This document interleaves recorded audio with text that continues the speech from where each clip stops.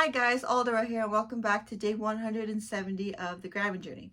And for those of you who are just joining us, welcome. So recently I'm trying this marketing strategy where one week I initially release a song, and then the second week I do a live performance of that song, and then the third week I do a behind the scenes of how I made that song. So my latest single, Aqua, which is available now, I'll leave the link up here where you can go check that out. And you can also stream it, and I'll leave those links down below. So apparently I forgot to do a behind the scenes of Aqua, so for today's video I'm going to show you how I made Aqua. So initially I made this song back in 2014, and I had gotten the chorus down for like the longest time, and originally it had a vocal effect that I wanted as like a downbeat, but something happened and it deleted, so I had to improvise. Certain EDM songs have like their own unique styles and sounds. I definitely wanted that particular sound, and it was kind of like a mono synth I was kind of wanting, but I was wanting like very electronic, very growly, very crunchy sounds. It even sounds like I put a glide on here. Yeah, there's like a little glide I did. And then to layer it, I wanted a growl just to keep the track full and to try something different, because I don't think I ever done a growl sound before. Sounds like your very classic synth. And then, which one?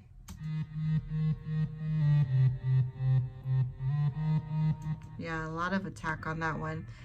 And then you layer all that together and you get the main melody. And then I even wanted like a little melody hook to carry out where it goes do do do, and you can hear that right here where I did that, and I did like a little flute thingy going on, because I think originally that's where the vocal was supposed to be, and then I lost it, so I had to improvise, and that's where the synth sound came in. Then I like to have my pianos. Those are always fun. My pianos are always fun to do. Just like a nice big loud sound. Then I did a pad. I usually like to do that just to fill in the song. Then I got some basses going on here.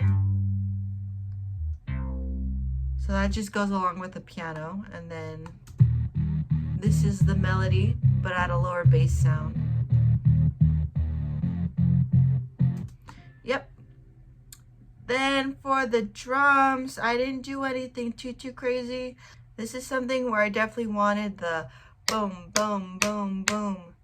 And I think this was still like the tail end of my topper phase, where I like added like hi-tats and additional claps or snares to help fill in my drums, and that's what this is. So it's just the clap, nothing too crazy. And then just my effects, and then I had some cool snare fills coming up here, if it'll let me.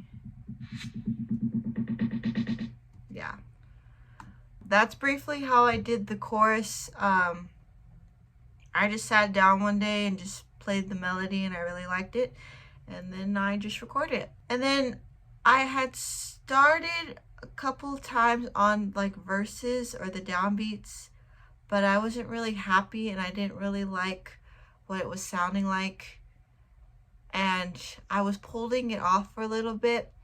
But the thing is that at the time that I was making it, and I wasn't too sure whether or not this was going to be the official final sound for the track, I decided that I was going to hold it off, and I told myself back then, oh, I'll work on it tomorrow. And then tomorrow became, oh, I'll work on it next week. And then it became months, and then it became years. And I honestly completely forgot about the song.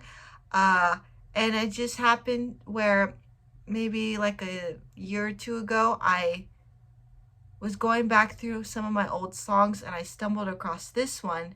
And then out of nowhere, I just started coming up with the melody for the verse. And I really liked it, and I stuck with it, and then I just built on that.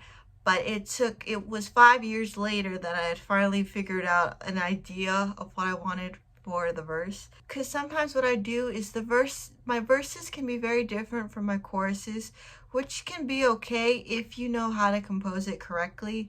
And for me, this particular chorus was very good, but the verses, however, that I was making was very deviant from what the chorus was sounding like, and I didn't like that. So I did implement the pianos and a couple of the pads from the chorus into the melody just to keep it consistent with the sounds and the rhythms, because I didn't want to go deviant again. So it's just the piano here, and then I carried out the ride. Yeah, it was retro synth, and it was one of the synths that I did here, and I just came up with da da da da da ba ba ba ba ba, and then I layered it.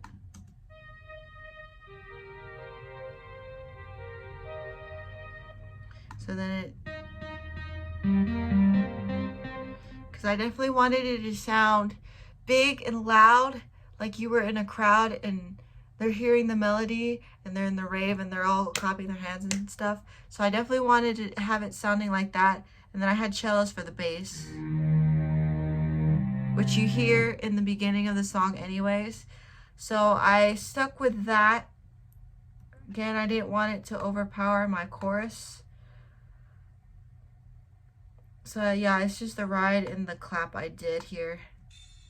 Bah, bah. And you can hear, wow, I did a ton of reverb on this one, which is great because it gave me the sound that I wanted.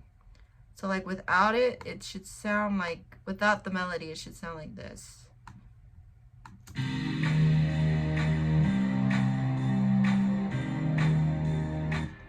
It's definitely room for the melody. And then I did the rise. So then I just took a piece of the melody and just repeated it. Da da da da da da. And I repeated that and made it go faster and faster and faster. And then I just raised the pitch on these.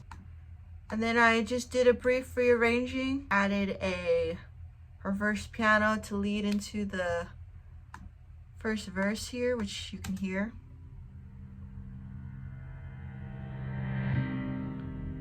Yep. It's nothing too crazy. Oh, I also added this riser. This wasn't mine that I made. This was an FX that I downloaded just to help with building it. And then I made my own snares, which I like to do. Added a lot of reverb on that. And yeah, so 5 years in the making and I finally got it done. And then I recently mixed and mastered it this year because I wanted it to release it and I wanted to make it sound awesome and give it the best I could for you guys to listen to and enjoy. So yeah, that's pretty much it. That's how I made Aqua. So that's it for the video, guys. Thank you guys so much for watching. If you guys haven't done so already, please subscribe to the channel and give this video a thumbs up. Again, Aqua is now available to stream, so I'll have all those links down below, and I encourage you to go check that out. Thank you guys for all the support, and I will talk to you guys soon. Bye.